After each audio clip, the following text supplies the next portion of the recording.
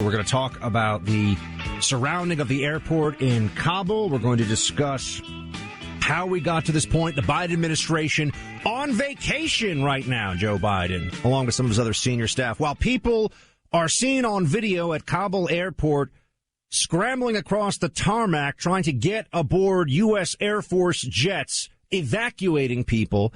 This is the disaster the Biden administration promised us would not happen.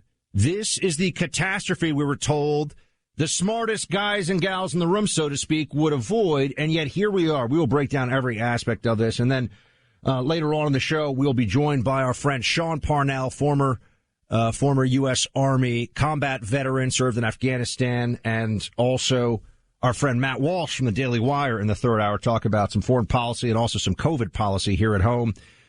Plus the Obama birthday party. Seems like there was some serious spreading of COVID that went on, but it was a sophisticated spreading of COVID at the Obama birthday party. We'll get into all of that and more today with you. But let's just start with this. It would be hard to think of a bigger blunder, a bigger foreign policy mess in the first year of a presidency than what you are seeing right now unfold in Afghanistan. There are so many aspects of this.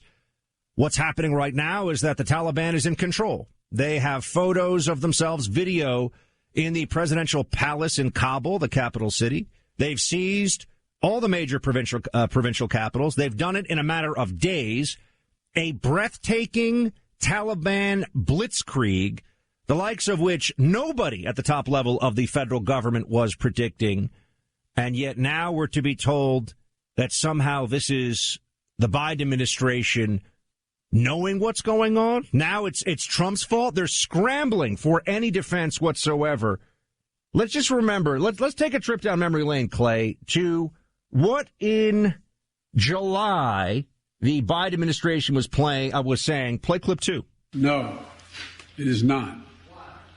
Because you have the Afghan troops have 300,000 well equipped as any army in the world, and an Air Force against something like 75,000 Taliban. It is not inevitable. Really well-equipped army, Clay, that apparently did not fight at all against the Taliban. Yeah, and let's just go ahead and play some of these greatest hits, which I think are going to come a long way towards defining the Biden administration. We already thought that it was a level of incompetence that we hadn't seen in a long time. Friday, we talked about the fact that basically everything Joe Biden has touched has blown up in his face. But 5.5 weeks ago, he was asked whether there might be any parallels between the fall of Saigon in 1975 and Afghanistan. And he said, no, I think it's fair to say Afghanistan and Kabul is Saigon on steroids. But 5.5 weeks ago, Joe Biden told you that what you are seeing on your television screen and on your telephones as you watch and follow this on social media, that it was impossible. Play cut 3. None whatsoever. Zero. What you had entire brigades breaking through the gates of our embassy. 6, if I'm not mistaken.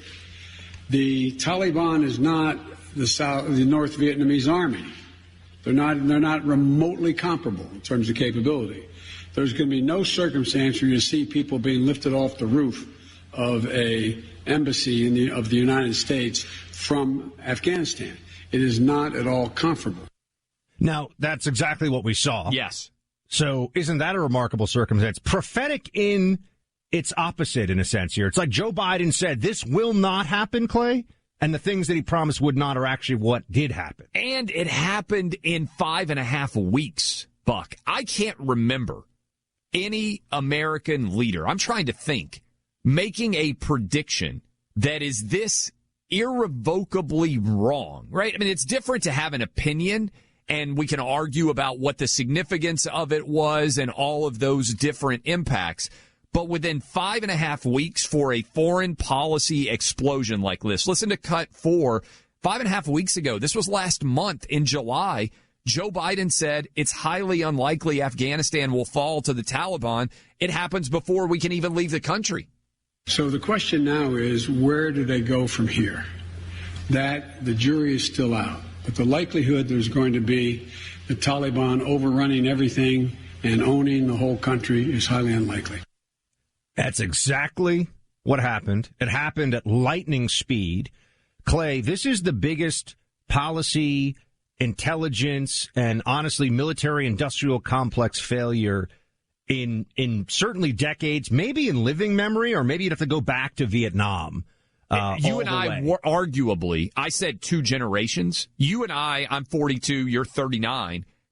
There, I believe, is a strong argument that there has been no American foreign policy failure, the likes of this, that's occurred in our lifetimes and in the lifetimes of a lot of our listeners. And for those of you who are able to remember Saigon in 1975 to signify the end of the Vietnam War, this is a monumental, categorical failure for the Joe Biden administration. And we still don't know, Buck, how it's going to end because there's mass chaos all over Afghanistan right now. You've got American military planes that can't take off because civilians who are trying to flee the Taliban have taken over the airport there at Kabul.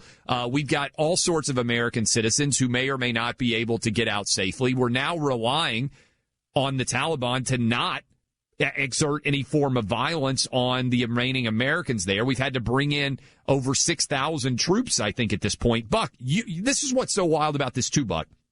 Friday, as our tease, we said, hey, we're going to come in on Monday, and based on all the data and all the evidence, Kabul is going to have fallen to the Taliban.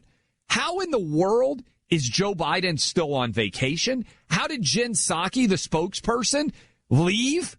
I mean, if you and I on Friday, Buck, could say, hey, this is going to be a disaster, we'll be talking about it on Monday, like you and I wouldn't miss this radio show. And the president of the United States still hasn't talked, the head spokesperson. I mean, this is an unbelievable dereliction of duty that I think every American, regardless of political party, should be disgusted by. It turns out that electing a visibly declining sub-mediocrity as president and surrounding him with pronoun in their bio advisors, making momentous decisions about U.S. national security is a really bad idea. No matter what you think of Trump, and we're going to see them try. They've already done this a little bit. Oh, Trump set the timeline. Oh, Trump is the one that put this. The Biden White House, the hands were tied. It's pathetic. But what else are they going to say? We're a bunch of idiots. We have no idea what we're doing. I mean, Clay, it defies belief how much this White House has messed this up. It defies belief that they couldn't have seen this coming at all. I mean, here's what was expected. We saw it coming, Buck. Well, a few days ago, but a month ago. No, a month. You said this on this show. You said, I mean, if we went back to archives, you said the people you're talking to are saying, I well remember it, I know a lot of our listeners do, that you, based on the people you were talking to, that it was going to happen even faster than the most... Right.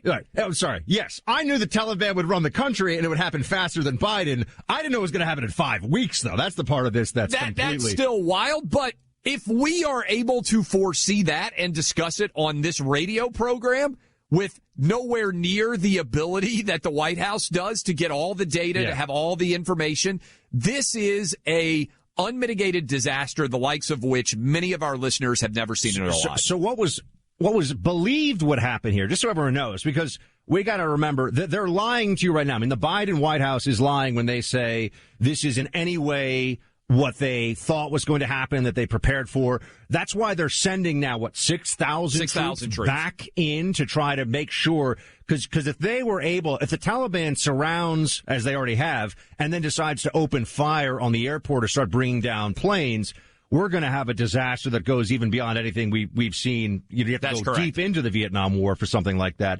So we have a circumstance here where the Biden White House has no narrative that is credible, that does not make them look like abject fools. They at least thought, the consensus, Clay, was we've spent all this time, because Biden even mentioned the 300,000 troops. We spent all this time training and all these different contractors who were out there working with the police and the military. I remember being out there watching these guys getting training when I was with the agency years ago.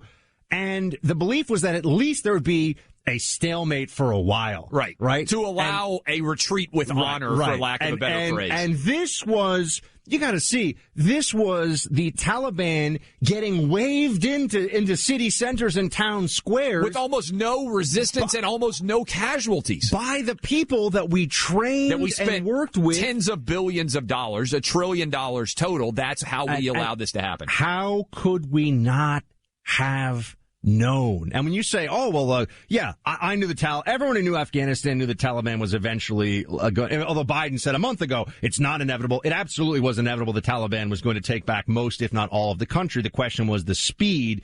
But I don't have access anymore to the PDB. I don't have hundreds of billions of dollars of military and intelligence apparatus at my disposal. Yeah, we were better at analyzing this than the entire Biden White House. Two dudes sitting here, one with a Mountain Dew and one with the Diet Creamsicle Shasta or whatever. In T-shirts.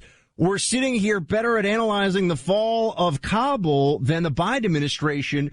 And I think this is where you're starting to see there's panic in this White House, Clay, not so much just because of what's going on in Kabul, but because this goes to a broader narrative of this is worse than Jimmy Carter. In fact, Biden is starting to make Jimmy Carter look like some kind of a strategic genius by comparison. And that's something that really terrifies the left because they want power here. That's what matters first and foremost. And is it wild that as Biden has stayed completely silent in terms of speaking in front of the public, and he is reportedly going to fly from Camp David to the White House to speak at 3:45 Eastern. We'll certainly be talking about what he says tomorrow. That'll happen after today's show.